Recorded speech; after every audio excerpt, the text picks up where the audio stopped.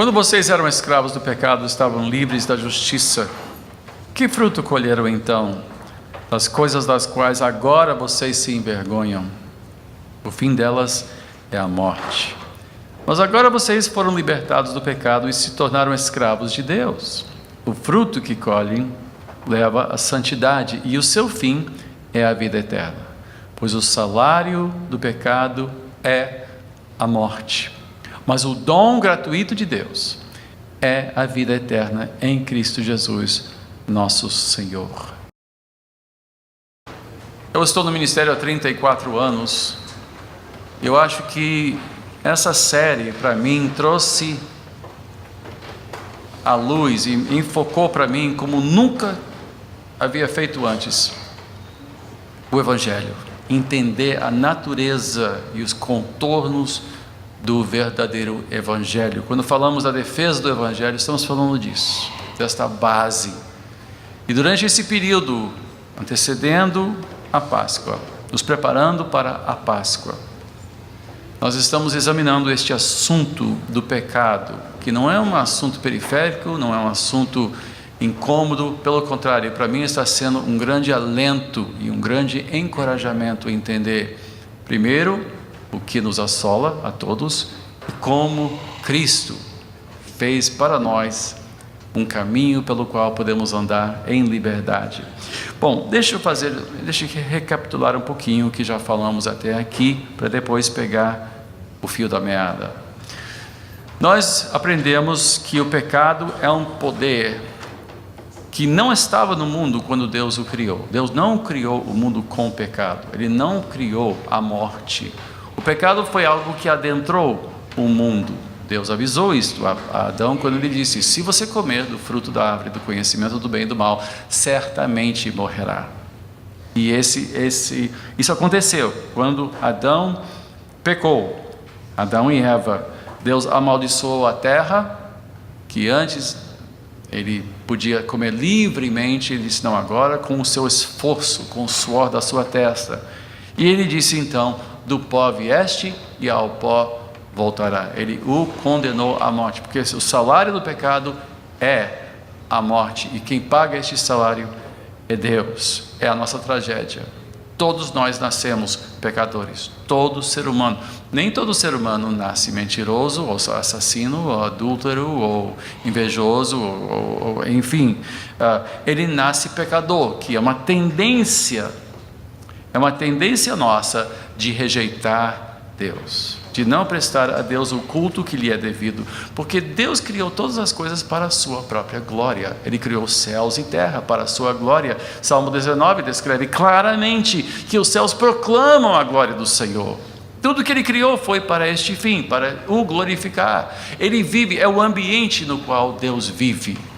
Os anjos glorificam a Deus, a terra glorifica a Deus, e o homem foi criado para glorificar a Deus. E de uma maneira muito clara, domingo à noite, pastor Marcelo falou de como Deus colocou o homem no jardim, uma imagem à semelhança de Deus. Ele foi criado na imagem que levava à semelhança de Deus, e colocou num jardim para ser uma espécie de templo onde ele era glorificado. E ao cair da tarde, todo dia Deus vinha e convivia com Adão. E Adão e Eva foram dados à guarda do jardim, para cuidar do jardim, para isso tudo glorificar a Deus. Mas ele não quis, ele quis ser igual a Deus. E então, ao ser tentada, a Eva, ouvindo Satanás dizer: certamente não morrerá. Será que Deus realmente falou isso? Não, Deus não falou isso. E deixou a sugestão de que Deus era mal intencionado, que Ele não era um pai amoroso, que Ele não era um criador bondoso, que Ele tinha a má intenção de reprimir o homem, de não deixar o homem chegar a seu pleno potencial. E então Eva dizendo: não, eu quero ser igual a Deus. Adão também, porque Adão não falou nada, ele ficou lá ao lado dela calado, aceitou que ela cuidasse de todo o trâmite aí com a serpente, em vez dele fazer o que devia ter feito, que era pegar a serpente e jogá-lo para fora do jardim. Ele ouviu e ele pecou, e ao desobedecer, Deus então veio e disse: o que você fez? O que você fez? Agora você vai morrer, porque eu prometi que certamente morrerá. E o pecado, então, nós entendemos que o pecado é a rejeição de Deus, é querer viver a sua vida sem o envolvimento de Deus, sem qualquer imposição do Criador, sem qualquer interferência do Criador. O homem quer o que ele quer e não quer que Deus se interfira na sua vida e, consequentemente, não presta a Deus o culto que lhe é devido.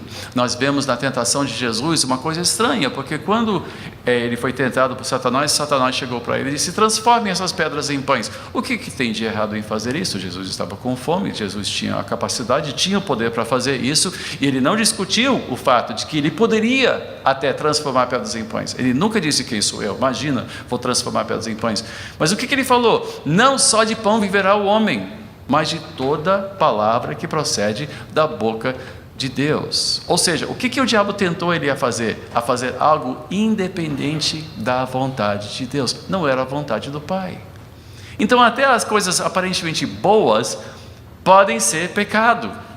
Por quê? São praticadas independente de qualquer intenção de prestar glória que é devida a Deus.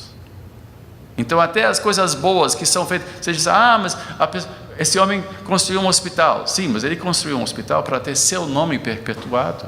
Ele tinha dinheiro, construiu um hospital, botou seu nome, e para que todas as gerações lembrassem dele como um bom homem. Fez uma coisa boa? Sim, de modo geral, em um sentido cívico, mas nada que o justificasse perante Deus. Então nós sabemos que não seremos salvos pelas nossas boas obras. É impossível ser salvo pelas suas boas obras. Somente o seremos porque Cristo tomou sobre si. Nós falamos sobre isso semana passada, e se você ainda não esteve em qualquer um desses últimos mensagens, assista pela YouTube, tem TV Catedral e CNV, procura isso, que essas mensagens fazem parte. É importante que nós estamos assim construindo bases muito fortes aqui.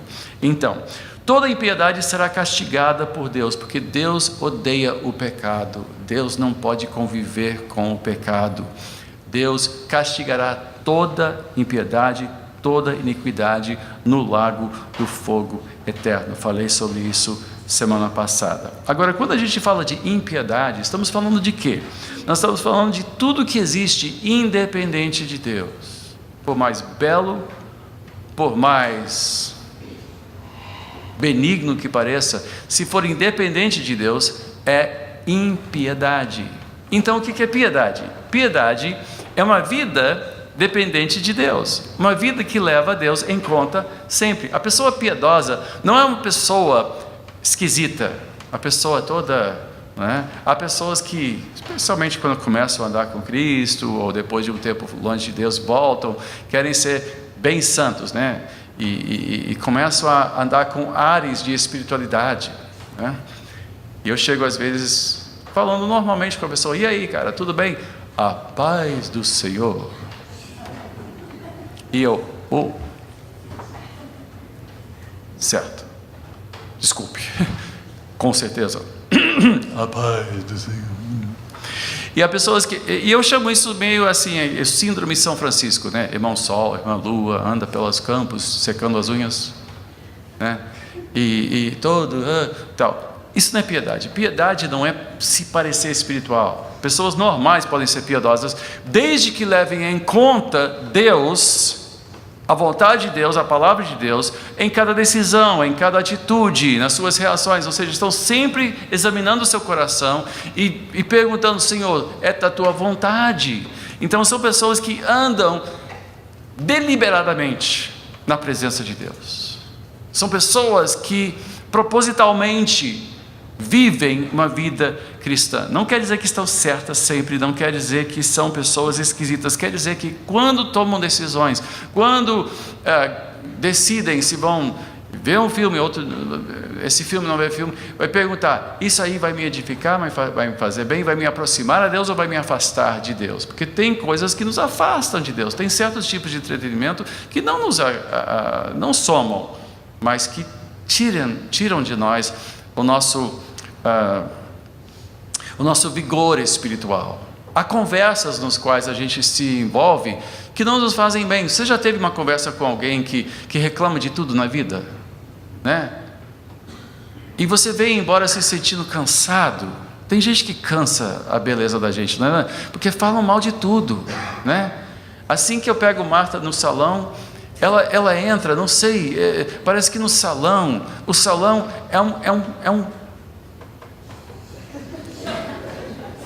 um ninho de cobras, o salão de beleza, né? Não. E ela entra no carro, a Xuxa assinou com o Record. E eu com isso? E daí? Mas parece que o papo todo é sobre quem está namorando quem fez mal a quem tem que contar a Suíça. E eu quero lá saber dessas coisas. Isso não me faz bem, isso não acrescenta nada à minha vida. Essas notícias não acrescentam absolutamente nada à minha vida. Então, a pessoa piedosa é uma pessoa que está sempre antenada. Isto é de Deus ou não é de Deus? Isso vai me fazer bem ou não vai me fazer bem? Isso vai me aproximar a Deus ou vai me afastar de Deus? Então ele toma suas decisões assim, né? Busca uma vida simples, né? A pessoa piedosa não compra só por comprar, não compra o que não precisa comprar. Mas o gastador, aquela pessoa que não resiste, que tem aquele cartão especial, com crédito especial, vai e diz: já estou endividada mesmo, então mais um pouquinho, não vai fazer mal nenhum. Isso é impiedade. Isso é impiedade. Bom, nós sabemos que em Cristo Jesus há salvação. Por quê? Porque Ele tomou sobre si o pecado de nós todos e foi castigado. E foi muito forte falar sobre isso semana passada. Então nós sabemos que Ele nos livra da pena do pecado. É um dom gratuito, não é barato, não foi barato, mas para nós é gratuito, desde que nós nos entreguemos a Ele. Então nós somos livres do pecado, dessa natureza que nos escravizou, escraviza a todos, essa natureza de independência compulsiva, de rejeição de regras, de rejeição de lei, de transgressão como estilo de vida, aquele estilo é proibido proibir, Então, essa ideia de que eu tenho que ser eu mesmo, eu vou fazer da minha vontade, ninguém manda em mim. Não, Deus manda em mim. Quantos aqui podem dizer comigo: Deus manda em mim?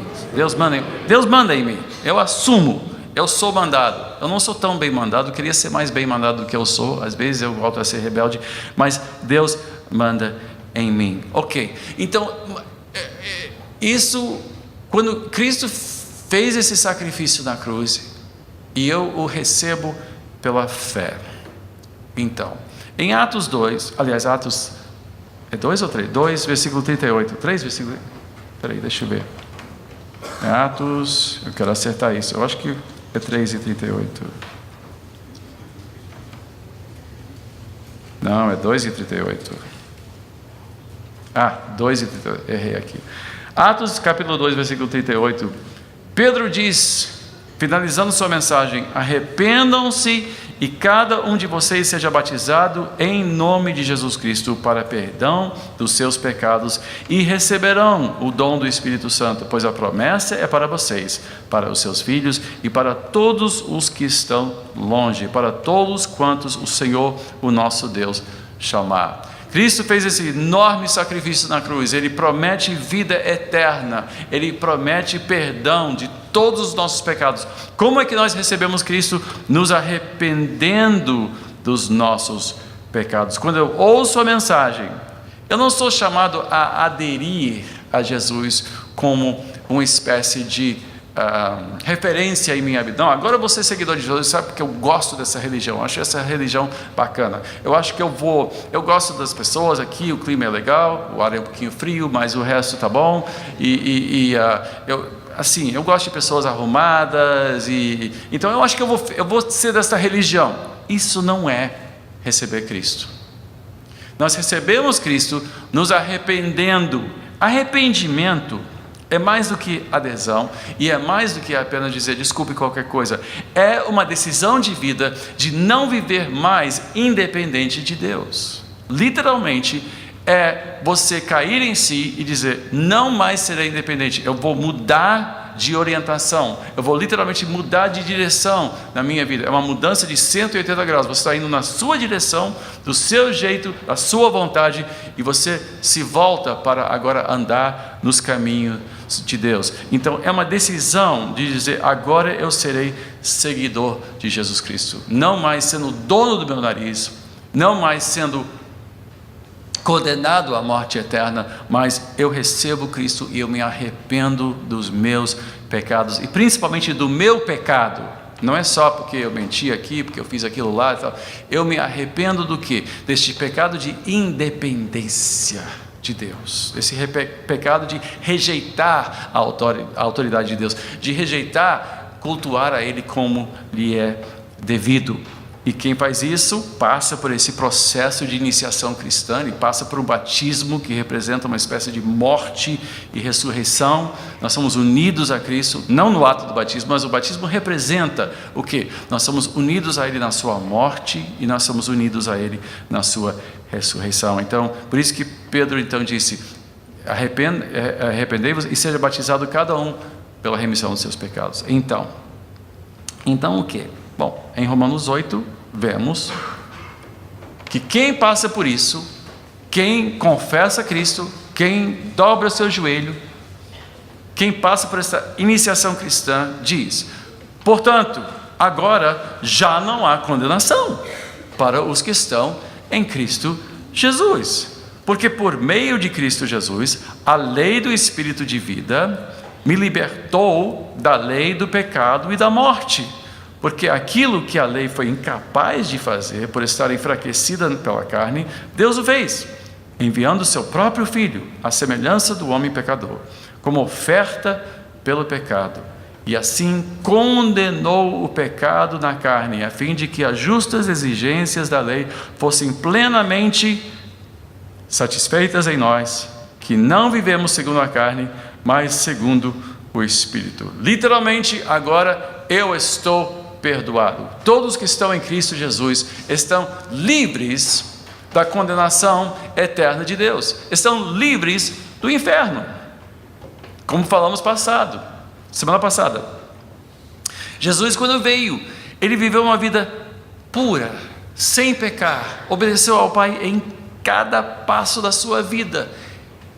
Ele disse, tudo que eu faço, eu ouvi o Pai fazer, tudo que eu falo, eu ouvi o Pai falar. Ele viveu uma vida absolutamente dependente do poder do Espírito Santo e em obediência ao Pai. E no dia da traição, ele disse, Pai, se for possível, passe de mim este cálice. Que cálice é este? Falei semana passada, é o cálice do furor de Deus, porque Deus não pode simplesmente perdoar pecado no sentido de, ok, tudo bem, não se fala mais isso, está tudo bem. Não, Deus é justo, e todo pecado contra Deus tem que ser punido.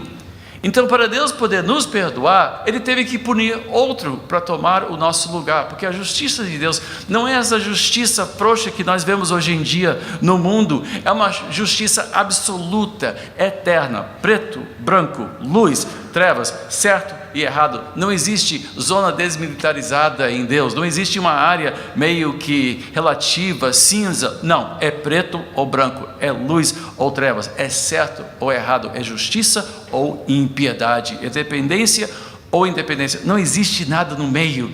Então Deus teve que punir os nossos pecados. Como é que Ele fez isso? Como resolver isso?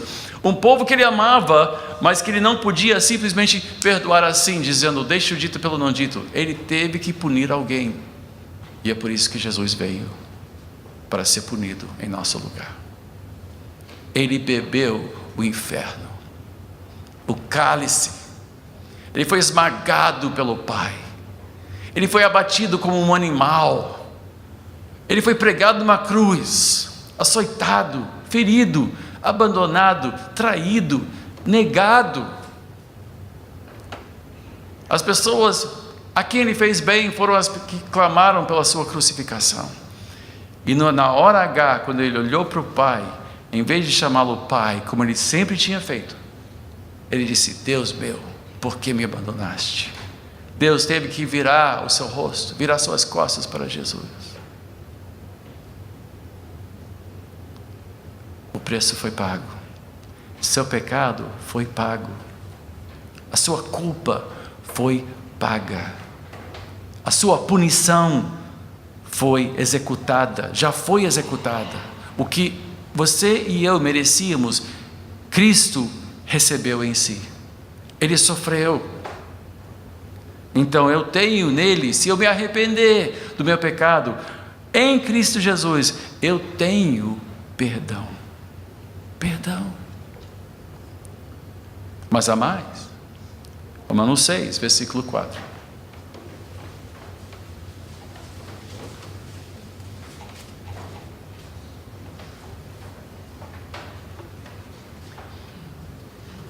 Portanto, fomos sepultados com ele na morte, por meio do batismo, como eu acabei de falar, a fim de que, assim como Cristo foi ressuscitado dos mortos, mediante a glória do Pai, também nós vivamos em uma nova vida, ou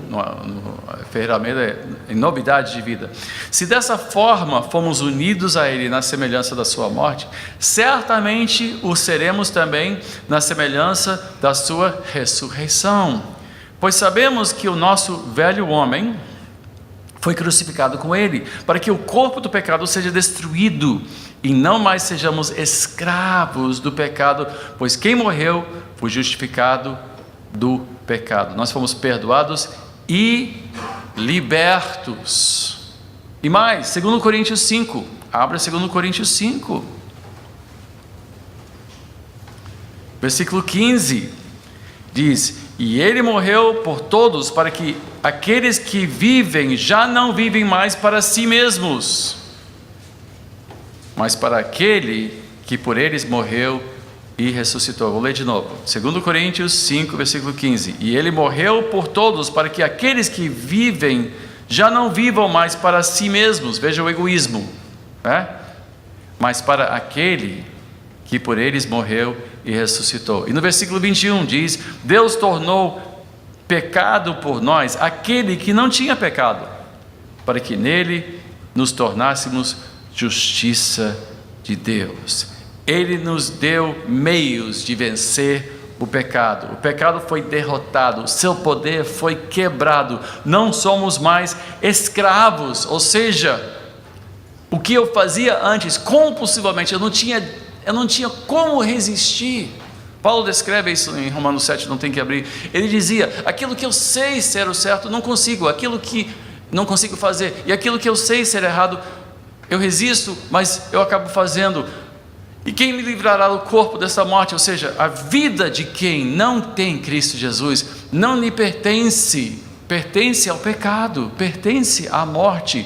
Mais cedo ou mais tarde, todo mundo se trai, todo mundo trai os seus princípios, todo mundo trai a norma, todo mundo faz algo e começa a sofrer perdas. Tanto que, como nós lemos, mesmo que você não sabia a lei, você tinha algum tipo de noção de certo e errado, e isso você violou também. Mesmo não tendo a lei perfeita de Deus, talvez você não tenha crescido conhecendo os 10 mandamentos, talvez não conheça a palavra de Deus, cresceu num lar onde nada disso era falado, mas você tinha uma certa noção de certo e errado, isso também você violou. Sabia que não podia mentir e mentiu, sabia que não podia fazer o que fez, mas acabou fazendo e no que deu. Sofreu por isso, sofremos por isso. Os excessos, os abusos, os erros, os pecados. Agora o pecado foi derrotado, seu poder foi quebrado em Cristo, e todos aqueles que se arrependem e se voltam para Deus têm uma vida nova. Todavia, em 1 João capítulo 1, versículo 5, João, o discípulo amado, o que viveu mais tempo que todos os outros, ele escreveu na sua primeira carta, 1 João, primeira epístola de João, capítulo 1, versículo 5, Diz: esta é a mensagem que dele ouvimos e transmitimos a vocês. Deus é luz. Nele não há treva alguma. Se afirmamos que temos comunhão com ele, mas andamos nas trevas, mentimos e não praticamos a verdade. Se, porém, andarmos na luz como ele está na luz, temos comunhão uns com os outros, e o sangue de Jesus, seu Filho, nos purifica de todo pecado. Se afirmamos que estamos sem pecado, enganamos a nós mesmos e a verdade não está em nós. Se confessarmos os nossos pecados, ele é fiel e justo para perdoar os nossos pecados e nos purificar de toda injustiça. Se afirmamos que não temos cometido pecado, fazemos de Deus o mentiroso e a sua palavra não está em nós. Então, peraí. Eu quero entender essa equação direito. Eu estou livre do pecado, Cristo tomou sobre si o meu pecado, ele quebrou o seu poder, então não há mais condenação. Mas se eu disser que não tenho mais pecado, eu também faço de Deus o mentiroso, porque o cristão ainda peca. O cristão ainda peca. Então é só pedir perdão? Então eu vou pecando e pedindo perdão, porque em Cristo já não há mais condenação? Não é isso? Não é isso. Não é isto. Quem vive em paz com o seu pecado, quem aceita o pecado como uma parte absolutamente normal, não conhece Cristo. Quem vive assim não é crente. Pode ter jeito de crente, pode conhecer os corinhos, pode assistir o culto na igreja, pode até dizimar, quem sabe. Mas se você estiver de bem com o seu pecado, se você já fez as pazes com o seu pecado, dizendo: não, mas Deus me entende. Eu me lembro de um irmão, eu chamo de irmão, hoje não chamo mais, mas ele chegou para mim e disse: bispo, olha, eu creio muito em Jesus, eu tenho muitas mulheres na rua, mas eu nunca dormi fora de casa, mas Deus me conhece, Ele sabe que eu sou fraco, graças a Deus. Ele sabe, é meu único fraco, é mulher. Ele disse: meu filho, você tem que se converter. Não, eu sou crente há 30 anos. Bom, ele frequentava a igreja há 30 anos, hoje não, ele já faleceu. Ele frequentou a igreja há 30 anos, mas isso não fez dele um cristão. Ele se aculturou à igreja, ele se ambientou, ele se integrou à igreja, e é possível você ser membro da igreja e não ser cristão. Se você estiver de bem com o seu pecado, se o seu pecado é levado confortavelmente, então a verdade não está no seu coração. É o que isto acabou de dizer, o que João acabou de dizer. Quem não liga para o pecado ou fez as pazes com o pecado não é salvo e não tem perdão. Não tem. Olha só o que ele disse. Diz: se porém andarmos na luz, como ele está na luz, temos comunhão uns com os outros, e o sangue de Jesus, seu Filho, nos purifica de todo pecado. Ou seja, eu entendo que pecado existe em minha vida, eu entendo que ainda tenho que lutar contra o pecado, porque ele ainda perdura. Seu poder não é mais o poder de um Senhor, ele não manda em mim, mas está presente. Eu não posso dizer: não sou mais pecador. Eu sou pecador salvo pela graça de Jesus, mas eu não deixo de ser um pecador em potencial, porque ainda está em mim uma tendência a fazer o que não devo, ainda sou capaz de ser tentado. Um dia eu vou falar disso outro dia, um dia eu não terei mais capacidade para pecar, sabia? Um dia, quando nós estivermos com Ele, quando Ele voltar, o pecado e toda impiedade serão lançados no fogo do lago eterno, o lago eterno de fogo. E então eu serei incapaz de pecar. Que fantástico será isso, não é? Já imaginou não ser mais tentado por nada? Poder servir a Deus com uma liberdade absoluta? Que dia maravilhoso será! Mas até então, o pecado continua. E João disse, se afirmarmos que estamos sem pecado, enganamos a nós mesmos. Eu sentei uma vez com um líder cristão, de cristão não tinha muito, mas ele disse para mim, eu sou um homem tão espiritual, eu não sei como é que eu consigo pecar de vez em quando.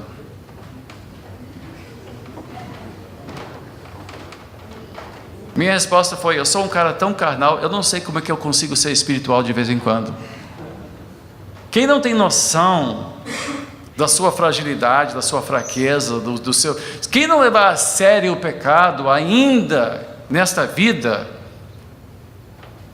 é freguês,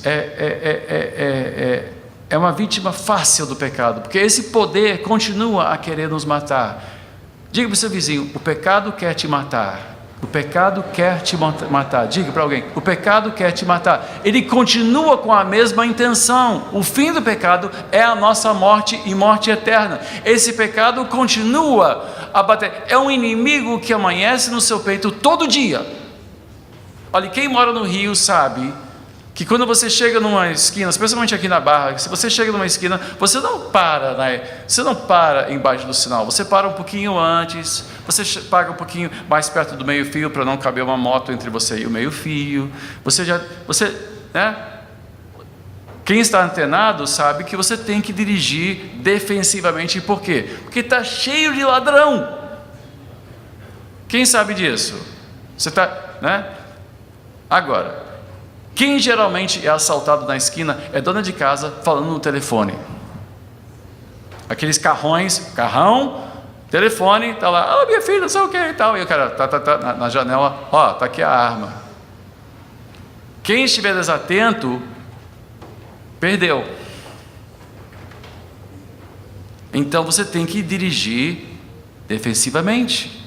Quando você vai para um ponto de ônibus, você não pega o ônibus num lugar escuro, você procura um lugar iluminado, e você mais ou menos fica olhando assim, quem está ao seu redor. Eu me lembro que eu recebi anos atrás 2 americanos que vieram visitar o Rio de Janeiro, anel de ouro enorme, relógio de ouro, cordão. Eu disse, passa tudo para cá, botei num cofre e disse, o dia que vocês forem embora eu te devolvo. Não, mas eu sou grande. Ele disse, do seu tamanho eles usam armas, eles usam um revólver. Do seu tamanho, só revólver resolve. Mas eu sou forte. Ele disse, são os fortes, para morrer basta estar vivo, né? Quem se acha forte, não, eu já venci o pecado, eu sou servo do Senhor Altíssimo, eu sou crente. Vigie, fique antenado. Há um inimigo que amanhece todo dia no seu peito, aqui dentro, que não dorme, não descansa, volta com a mesma tentação dia após dia, após dia, após dia. Você pode não ter caído, já faz 10 anos, ele vai amanhecer no seu peito amanhã, e vai querer te derrubar com aquilo que você pensou que já venceu. João diz, quem pensa que não tem pecado, está se enganando. Claro que não há mais condenação em Cristo Jesus, mas nós temos que andar na luz. Temos que andar na luz.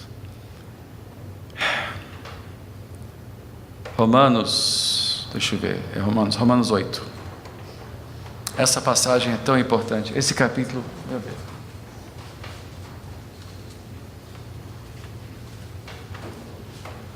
Acho que do livro inteiro, Romanos 8 é, digamos, o cume da montanha. Você chega em Romanos, você vai crescendo com os primeiros capítulos, vai aprendendo sobre a salvação, sobre o pecado que entrou no mundo, castigo, tá. Mas você chega em capítulo 8, e ele começa dizendo, portanto, agora já não há condenação para os que estão em Cristo Jesus, porque por meio de Cristo Jesus, a lei do Espírito de vida me libertou da lei do pecado e da morte, porque aquilo que a lei foi incapaz de fazer por estar enfraquecido pela carne, Deus o fez enviando o seu próprio Filho à semelhança do homem pecador, como oferta pelo pecador. Acabamos de ler isso, certo? E assim condenou o pecado na carne, a fim de que as justas exigências da lei fossem plenamente satisfeitas em nós, que não vivemos segundo a carne, mas segundo o Espírito. Quem vive segundo a carne tem a mente voltada para o que a carne deseja. Mas quem vive de acordo com o Espírito tem a mente voltada para o que o Espírito deseja. A mentalidade da carne é morte, mas a mentalidade do Espírito é vida e paz. A mentalidade da carne é inimiga de Deus, porque não se submete à lei de Deus, nem pode fazê-lo. Quem é dominado pela carne não pode agradar a Deus. Entretanto, vocês não estão sob o domínio da carne, mas do Espírito, se de fato o Espírito de Deus habita em vocês. E se alguém não tem o Espírito de Cristo, não pertence a Cristo. Mas se Cristo está em vocês, o corpo está morto por causa do pecado, mas o Espírito está vivo por causa da justiça. E se o Espírito daquele que ressuscitou Jesus dentre os mortos habita em vocês, aquele que ressuscitou a Cristo dentre os mortos também dará vida a seus corpos mortais por meio do seu Espírito que habita em vocês. Portanto, irmãos, estamos em dívida, não para com a carne, para vivermos sujeitos a ela. Pois se vocês viverem de acordo com a carne, morrerão. Eu vou ler isso de novo. Pois se vocês viverem de acordo com a carne, morrerão. Mas se pelo Espírito fizerem morrer os atos do corpo, viverão, porque todos os que são guiados pelo Espírito de Deus são filhos de Deus.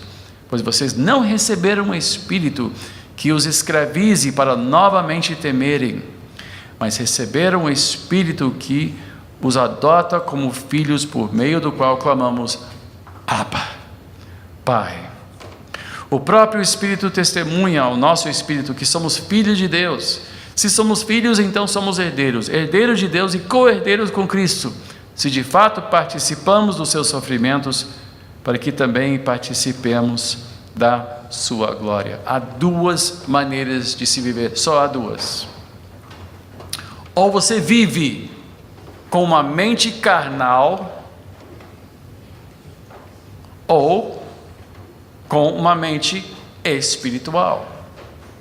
E na igreja há dois tipos de pessoas: pessoas que são carnais e que se chamam de crentes, mas não são, e pessoas que são espirituais e corretamente se chamam de cristãos.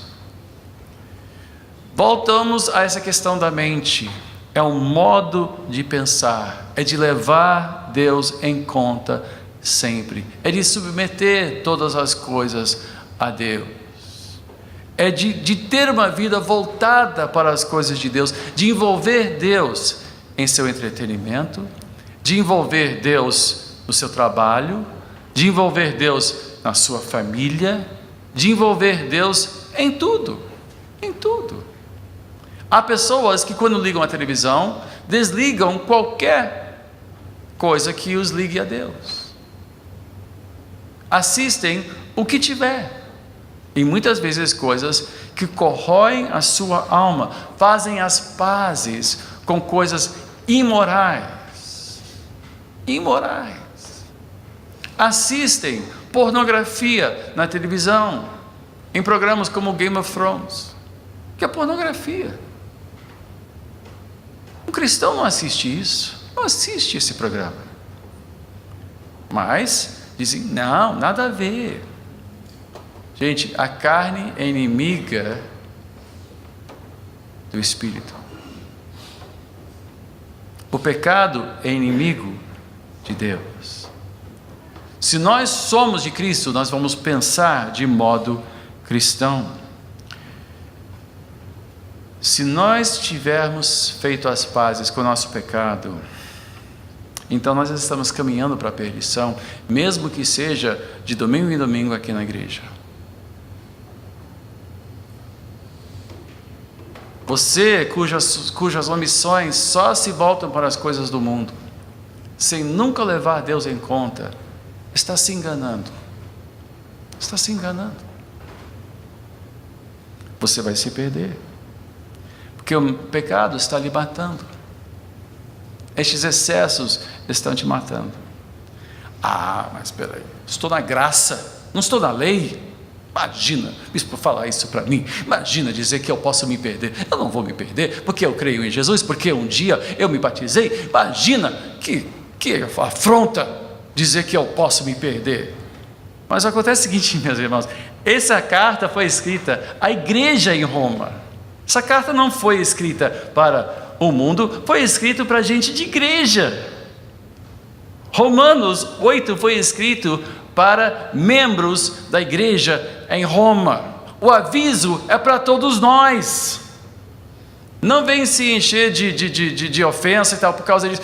Paulo está dizendo, você que se diz crente, se você permanecer no pecado, andar no pecado, fizer as pazes com o mundo, amar o mundo, não amar a Deus, não levar a Deus em conta na sua vida, se viver sua vida independente de Deus, apenas vindo para a igreja, ocupar um banco durante algumas horas por semana, então você está se enganando. Isso não é ser crente, e você não será salvo.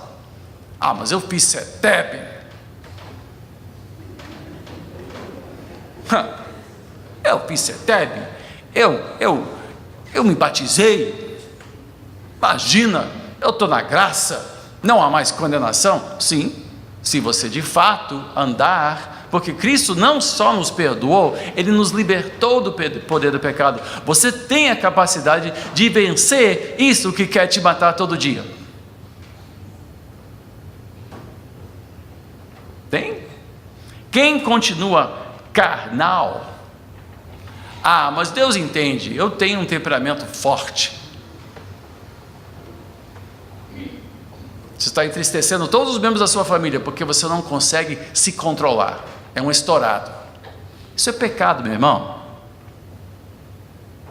Não, sabe o que é? A minha mulher merece uns tabefes de vez em quando. Isso é pecado, meu irmão. E você que está apaixonada pelo galã da novela das 8 também está em pecado.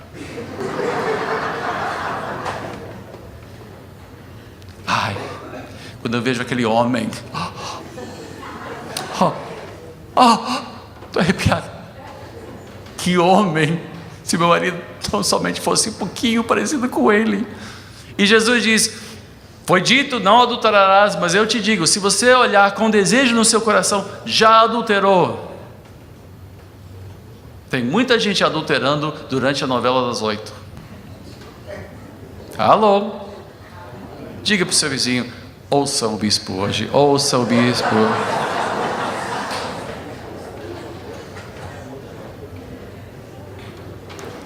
A gente ri,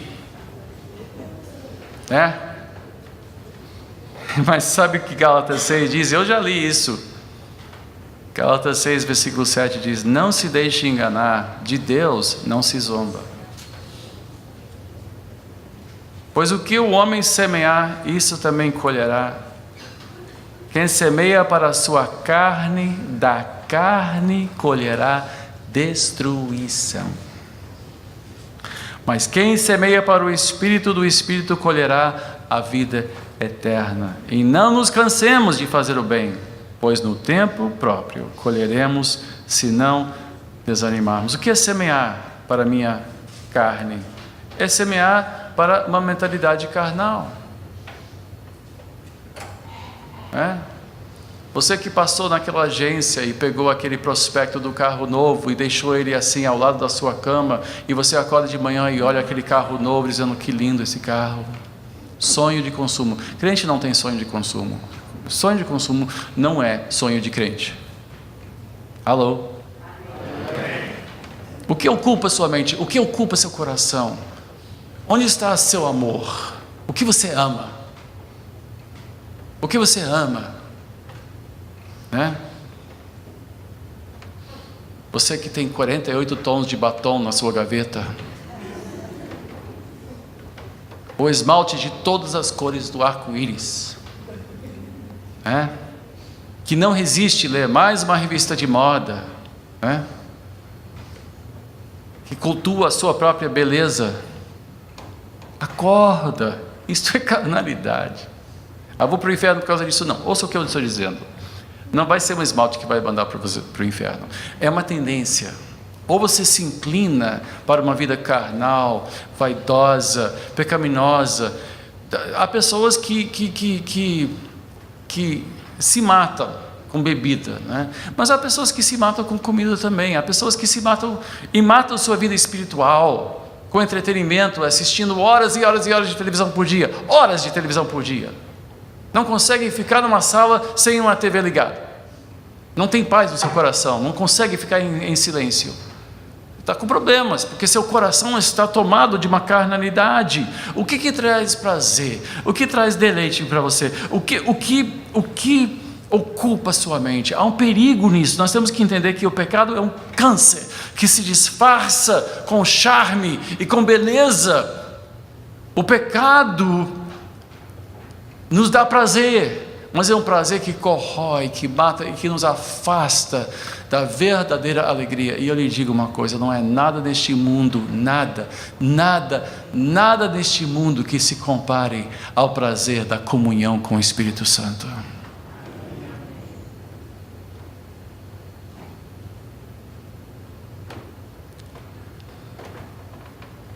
O verdadeiro crente não vai achar essas palavras penosas, vai dizer: está certo. Eu estou avisando. Você lembra de Jacó? Jacó, ele trabalhou 7 anos para poder casar com a filha de Labão, a Raquel. Ele amava Raquel. Mas na noite do casamento, o que Labão fez? Mandou para a tenda dele a Leia. Não teria sido bom alguém lá do lado de fora da tenda dizendo: Jacó, não durma com essa mulher, é a mulher errada. Teria poupado ele 7 anos de angústia, que ele trabalhou mais 7 anos. O que eu estou fazendo hoje? Eu estou do lado de fora da sua tenda dizendo: não durma com isto. Eu não estou dizendo que você vai amar a Deus menos por causa disso. Jacó não amou menos a Raquel. Se você ama a Deus, leve a sério essa questão. O pecado que mora no nosso coração, sem nenhum desafio nosso, vai nos matar. E você sabe onde aperta o seu calo, você sabe. O que mais? Você sabe. O que te afasta de Deus, não é não? Eu não tenho o que dizer. Você sabe o que te afasta de Deus. Pode ser fascínio com as riquezas, pode ser o culto à beleza, pode ser o seu entretenimento. Você sabe. O que eu estou dizendo é que você tem que declarar guerra a seu pecado. E mais, se você o fizer, tenha certeza que você será vitorioso contra ele. Ele não te fará mal, porque em Cristo há perdão e há libertação também. Semana que vem continuamos. Estamos andando, estamos caminhando.